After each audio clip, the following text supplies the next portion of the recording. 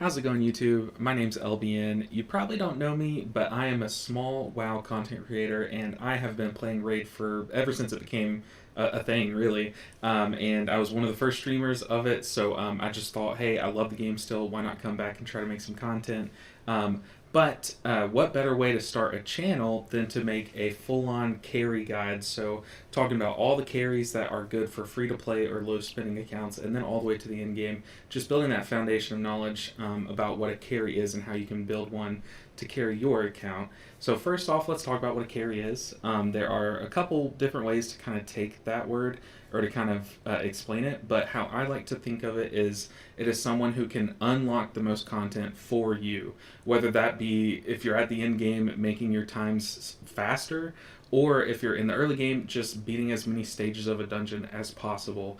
And in most games, your carry is the one who does the most damage. That's not really the case in Raid because almost any champion can be built to do damage. So you can kind of have anyone fill that slot, but these carries are someone who is very specific and does a very specific thing that will push your account further. So I've kind of broken it down into two categories. There are carries that are turn meter or crowd control manipulators, so someone who can CC the enemies so that they can't hit your damage dealers basically, or can't really do damage or do it how they want to. And then there are HP support champs. So basically that means healing, revives, shields, anything like that that can really support your champs by if they take a hit to bring them back to the brink. So that is what a carry is in Raid. Now let's look at some of the best examples, and you're probably seeing some spoilers on the screen, but that's okay. So first off, let's get into the first one, which I'm sure you've heard of, Reliquary Tender. She is kind of a monster in Raid, but she's very free to play friendly. She's a rare, but she is a void, so it might take a little bit to get her. But if you're lucky enough to get her early, she can really push your carry or your damage dealers as a carry into further content. So she does that by having a small revive. It's a single target revive, which is pretty good. It's nice to have just in case your Elhain or your Kale drops. But her main thing is that she can cleanse all debuffs, which is great if your damage dealer gets stunned, if one of your other carries gets stunned.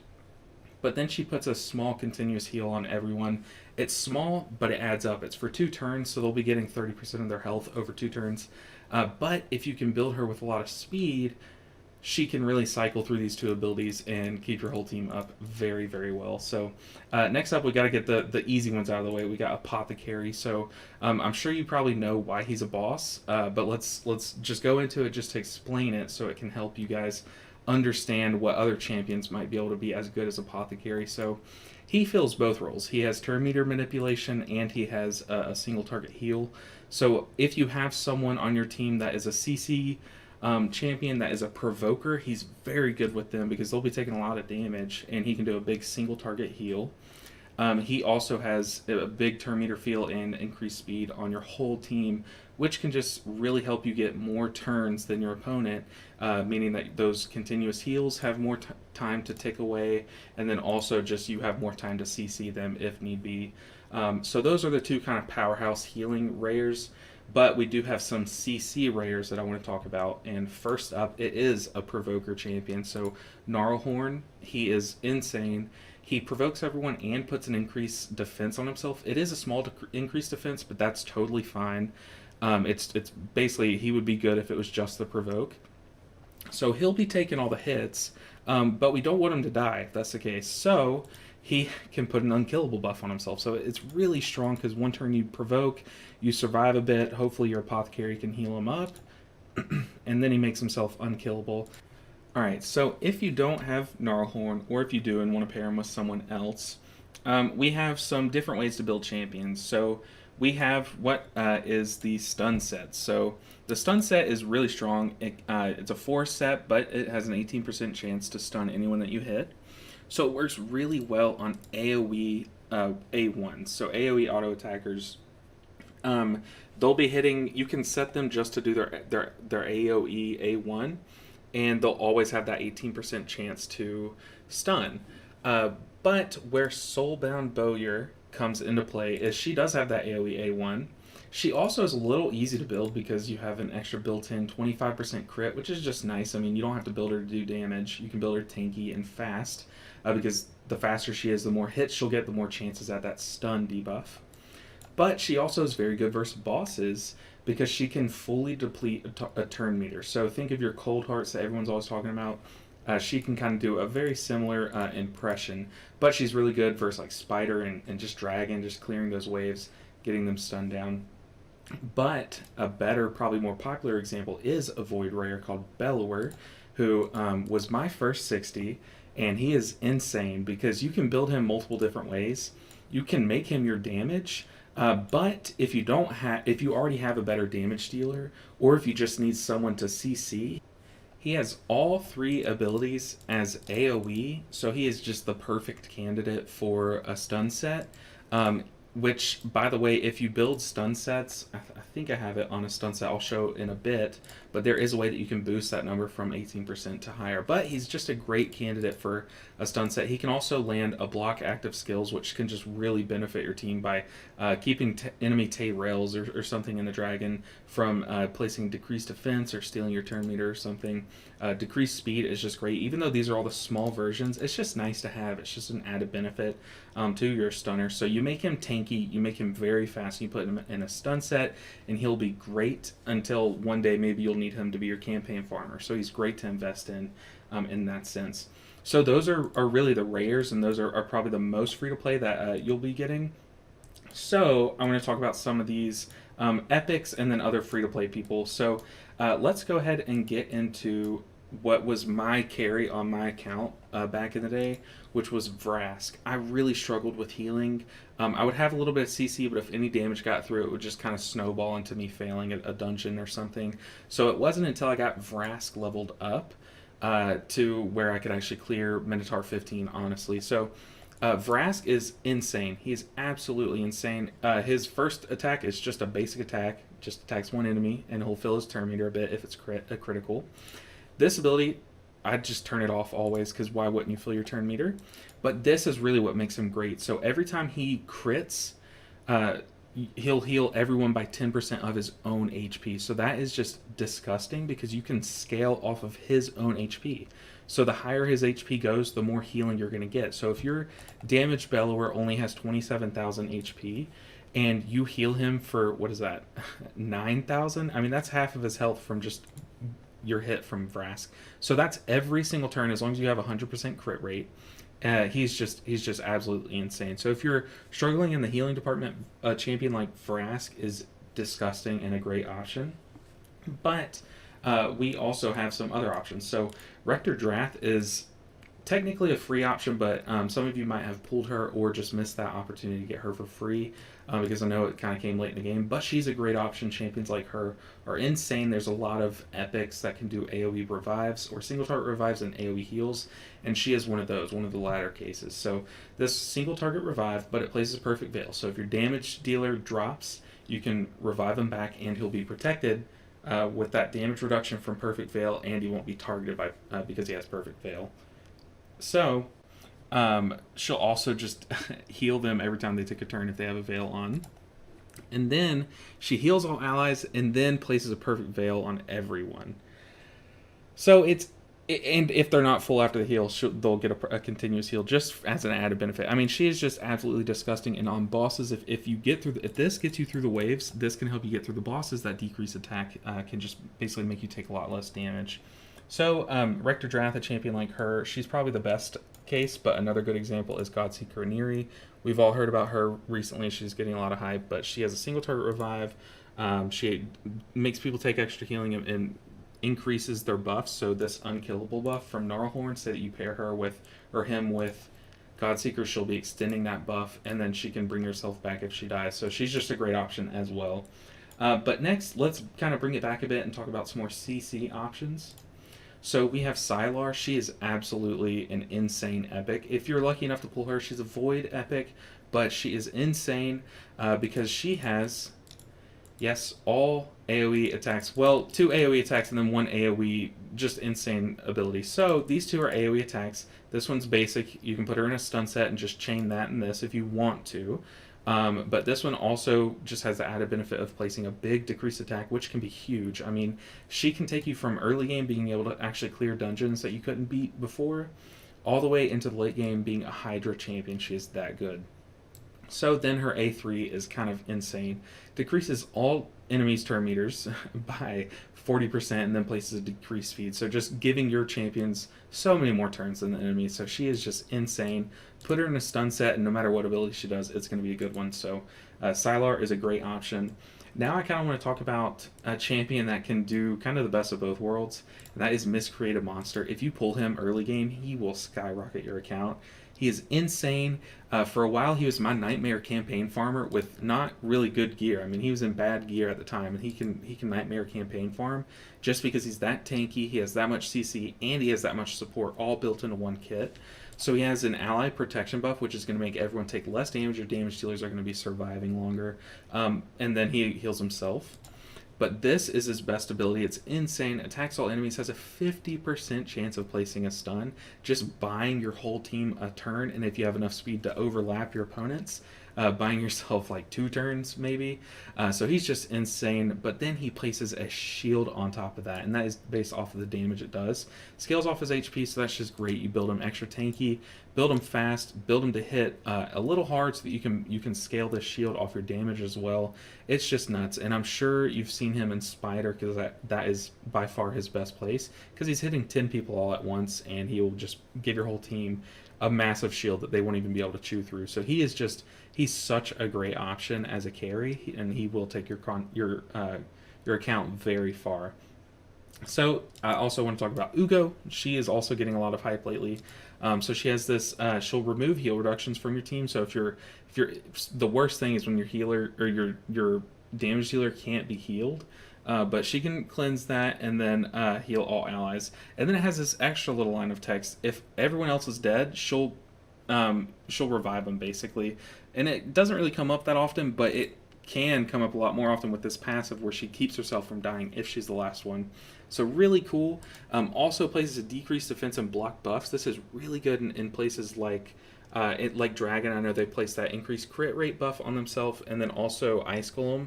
That second wave will be reflecting your damage, so your nuker might accidentally kill himself sometimes, but not if you can't put the buff on in general. But this is just a great champion all around. And then just to top it off, you can put a leech on the A1 to really help your boss healing and just help your nuker heal a lot based on their damage. You can scale their healing based on their damage, which is really cool.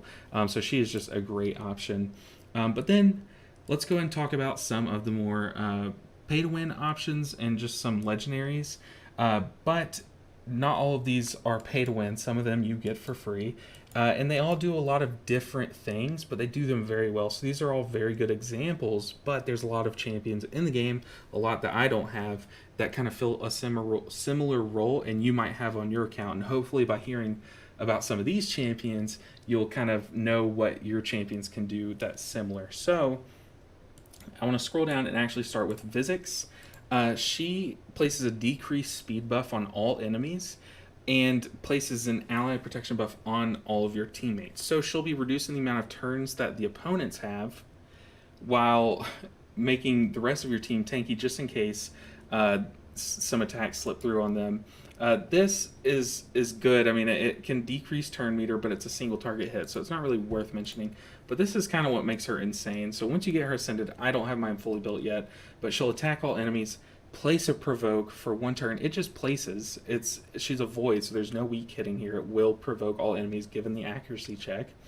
And then places a shield on this champion equal to 20% of her max HP. So she is insane. You build her with a lot of HP, a lot of defense, so that scales a little harder if you want to do a little bit more damage. But she'll be keeping all the fire onto herself, shielding herself so that she doesn't take too much damage where she'll die, and then she'll just keep your opponents kind of locked down just in every way possible. So she is a great carry, and you get her for free through the login. Another champion that you get free through the login is Scylla the Drakes, and she is... I feel like everyone in this video is insane, but she is absolutely busted. So I'll kind of work my way up her kit in terms of how disgusting. So every turn, she's just going to be healing your group. She does a heal based on their max HP, so you'd have to build them with a lot of HP to get a lot of value out of it. But this is kind of just an added bonus to the rest of her kit, which is just disgusting. This she has a single target revive. So like I said with Reliquary Tender, if someone on your team, like your damage dealer, drops, then she'll be able to pick them up and then put an ally protect on them, kind of like how Rector Drath is going to be putting that veil on them to keep them covered while they're revived. She will be taking a lot of the damage for them when they're revived. So just great. I mean, such a cool revivability. It's nice to have a revivability on someone with the rest of this kit, which the rest of this kit is insane. So her A1 is an attack one enemy, and it decreases their speed. So it puts a decreased speed debuff and decreases their turn meter. So it's great for things like Fire Knight. Once you break that shield, you can really keep bosses in check, really keep them from going too often and keep your guys going faster than them with this. To heal more with her passive and other people's passives, like Reliquary Tender, if you pair with it, is just insane. Next up is her disgusting ability. Attack all enemies 2 times. Each hit has a 20% chance of placing a stun. You get this mastery. I've forgotten what it's called right now. Oh gosh, now I know what all the YouTubers go through. But if you get Sniper, that's a 25% on a 2-hitter. And then if you get the mastery Flawless Execution, I want to say, Fearsome Presence increases it by another 5%. So just an absolutely disgusting ability. You can get it up to 30% on 2 hits, which is gross. And then if you couple that with the stun set, you're going to be getting that extra 5% on the stun set from the mastery, this mastery. But that'll be on top of the already huge chance to hit stun. So you're going to be stunning everyone, basically. If you put her in a stun set, she will be stunning everyone. So she is stunning. She is great. She's awesome. And then we have Molly Tankard. Oh my gosh, get me started on this champion. She is filthy. Okay, so she also has a single target revive. She'll be giving you guys some turn meter when you get hit, so your nuker gets hit, and they'll get some turn meters, so that's great. But if they drop, she'll heal them and then do the big thing, which I think you might be noticing is a theme where they don't just revive them, she keeps them from dying right after they're revived. So she places a block debuff or block damage debuff on them after reviving them, which is great. This is a non-ability, don't even worry about it. This, she AoE provokes. It's for 2 turns, and it's on a 3-turn cooldown. So 2 out of every 3 turns, the enemy's going to be getting provoked. Just a disgusting ability. I mean, back when I first fused her, I played back in that Oktoberfest of, like, I don't even remember what year it was, but she unlocked Spider for me, which is weird. She's not known as a Spider champion, but when I paired her with a little bit of resist and some HP and some accuracy, paired her with an Apothecary who kept her healed from all the spider bites, but she just shut down the spiderlings for me. And then I think I might have had a cold heart at that time, so I was able to control the spiderlings and the spider's turn meter, and she just unlocks content for you so easily because she can just keep everyone locked down for basically permanently. It feels permanent.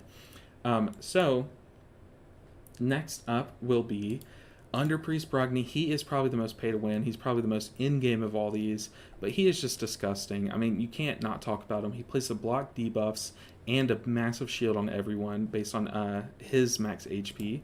Then he can extend that shield and make it bigger. He's disgusting, and will reflect some of the damage as long as they're under that shield and heal them. So he's disgusting. I mean, he goes without saying, but he's kind of like an upgraded version of Miscreated Monster, except if you're in the Spider. Miscreated Monster is kind of untouchable. And then I gotta bring my boy up, Bad Elkazar. He's just filthy. He's one of the OG champs, but he's really good. He'll make your damage dealer do more damage and your whole team do more damage against people who are under poisons.